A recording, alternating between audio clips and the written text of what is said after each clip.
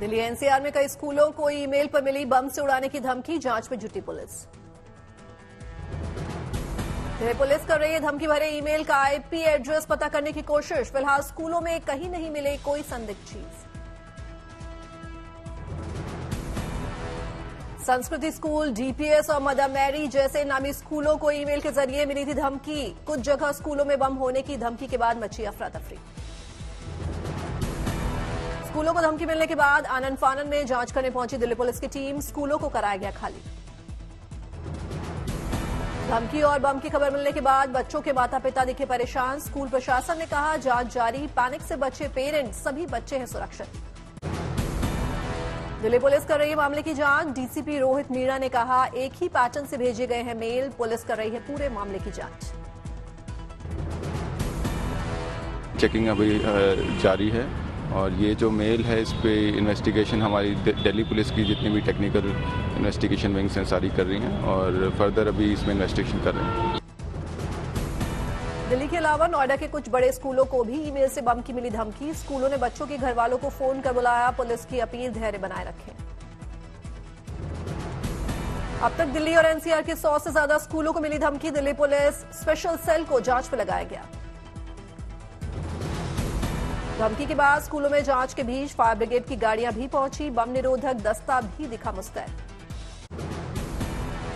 आज दिल्ली से लोकसभा के लिए नामांकन करेंगे मनोज तिवारी। बीजेपी ने नॉर्थ ईस्ट दिल्ली से हैं उम्मीदवार।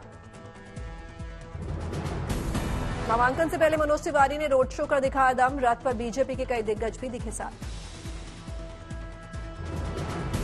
नामांकन से पहले मनोज तिवारी ने की पूजा पाठ, भगवान का लिया आशीर्वाद। मनोज तिवारी के नामांकन में शामिल हुए रक्षा मंत्री राजनाथ सिंह, कई बड़े नेता भी हुए शामिल।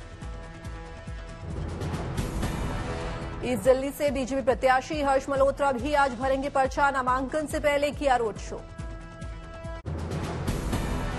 नामांकन से पहले बीजेपी प्रत्याशी हर्ष मल्होत्रा ने दिखाया दम। रोड शो में शामिल हुए उत्तराखंड के सीएम धामी। सुल्तानपुर में लोकसभा चुनाव के लिए आज बीजेपी प्रत्याशी मेनका गांधी भरेंगी पर्चा। नामांकन में दिखाया दम। मेनका गांधी के नामांकन में शामिल हुए यूपी सरकार के मंत्री आशीष पटेल और डॉक्टर संजय निषाद। बड़ी संख्या में शामिल हुए कार्यकर्ता। आज लोकसभा के लिए पर्चा भरेंगे दिनेश लाल यादव। बीजेपी ने आजमगढ़ से बनाया उम्मीदवार। नामांकन से पहले अयोध्या रामलला के दरबार में पहुंचे बीजेपी उम्मीदवार दिनेश लाल यादव। आजमगढ़ लोकसभा सीट की करेंगे दावेदारी। अगले कुछ दिनों में 5 राज्यों में चुनाव प्रचार करेंगे प्रधानमंत्री नरेंद्र मोदी। अपने पार्टी की सियासी जमीन मजबूत करेंगे पीएम। आज और कल गुजरात में 6 रैलियां करेंगे प्रधानमंत्री मोदी। अपने प्रत्याशियों के लिए मांगेंगे वोट। सबसे पहले बनासकांठा में दोपहर 2:30 बजे करेंगे जनसभा को संबोधित। शाम 5:15 बजे जनसभा में शामिल होंगे पीएम। 3 मई को बंगाल और झारखंड के दौरे पर रहेंगे प्रधानमंत्री मोदी। कई रैलियों को संबोधित करेंगे पीएम। 4 मई को झारखंड, बिहार और यूपी में पीएम मोदी करेंगे कैंपेन। कई कार्यक्रमों में पीएम होंगे शामिल। विपक्षी नेता भी आज चुनाव प्रचार को देंगे रफ्तार। कांग्रेस अध्यक्ष मल्लिकार्जुन खड़गे रायचूर, यादगीर और गुलबर्गा में करेंगे प्रेस वार्ता। आज असम के धुबरी में चुनाव प्रचार करेंगे प्रियंका गांधी। प्रेस वार्ता को करेंगे संबोधित। आज इटावा में चुनावी कैंपेन करेंगे समाजवादी पार्टी के मुखिया अखिलेश यादव। सुबह 11 बजे मुलायम सिंह यादव इंटर कॉलेज में सभा को करेंगे संबोधित। दोपहर 1 बजे जसवंत नगर में सभा को संबोधित करेंगे अखिलेश यादव। केंद्र सरकार पर हो सकते हैं हमलावर। दोपहर 3 बजे सभा को संबोधित कर अपने प्रत्याशी के लिए वोट मांगेंगे अखिलेश यादव। जुटाएंगे जनता का समर्थन। चंद्रबाबू नायडू का मुस्लिम आरक्षण को दिया समर्थन। कहा आंध्र प्रदेश में जारी रखेंगे 4% आरक्षण। आरक्षण को लेकर बोले बीजेपी नेता गिरिराज सिंह। कहा मुसलमानों को धर्म के आधार पर आरक्षण का संविधान में कोई अधिकार नहीं है। मुसलमानों को धर्म के आधार पर संविधान ने दिया है, आरक्षण का कोई अधिकार नहीं है। ओवैसी ने मुसलमानों से की अपील, कहा यदि बीजेपी की सरकार आती है तो मुसलमानों का रिजर्वेशन खत्म कर देगी, सब जगहों से मुसलमानों का आरक्षण खत्म हो जाएगा। बीजेपी अगर खुदा ना खास्ता दोबारा बरसर इख्तिदार आती है तो आपका यानी मुस्लिम अक़लियत का रिजर्वेशन खत्म करेगी। कांग्रेस को लेकर रक्षा मंत्री राजनाथ सिंह का बड़ा बयान, कहा कांग्रेस एक डूबता हुआ जहाज है और इस जहाज को डूबने से दुनिया की कोई ताकत रोक नहीं सकती। मुझे लगता है कि कांग्रेस एक डूबती हुई जहाज है। एक ऐसी जहाज है जिसकी तली में छेद हो चुका है और बहनों भाइयों, जहाज को डूबने से दुनिया की कोई ताकत रोक नहीं सकती। रक्षा मंत्री राजनाथ सिंह ने कांग्रेस पर साधा निशाना, कहा आजादी के बाद गांधी जी ने कहा था कि कांग्रेस पार्टी को अब समाप्त कर देना चाहिए, परंतु कांग्रेस के नेताओं ने गांधी जी की इस बात को ही नहीं माना।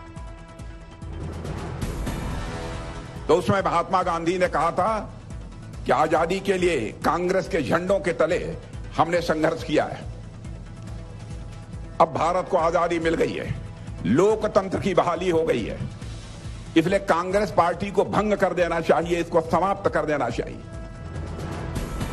रक्षा मंत्री राजनाथ सिंह ने कहा देश की जनता ने ठान लिया है कि जो महात्मा गांधी ने कहा था वो उसको पूरा करने के लिए तैयार है।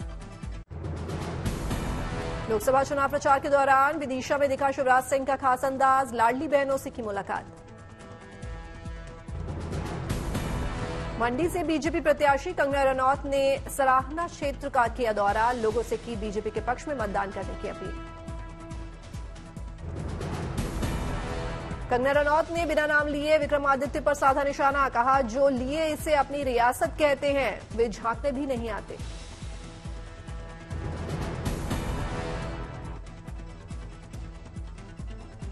योग्यता से फिल्म इंडस्ट्री में भी अपना नाम कमाया और आपकी सेवा में भी मैं कोई कमी नहीं छोड़ूंगी। आपने अपनी बेटी को अभी अपनी बेटी को मौका देना है और मैं यही कहूंगी कि मेरे दिल में और मेरे से कोई कमी नहीं रहेगी। मैंने योग्यता से फिल्म इंडस्ट्री में भी अपना नाम कमाया और आपकी सेवा में भी मैं कोई कमी नहीं छोड़ूंगी। दिल्ली में कांग्रेस नेता कन्हैया कुमार ने की सुनीता केजरीवाल से मुलाकात, लोकसभा चुनाव को लेकर की चर्चा।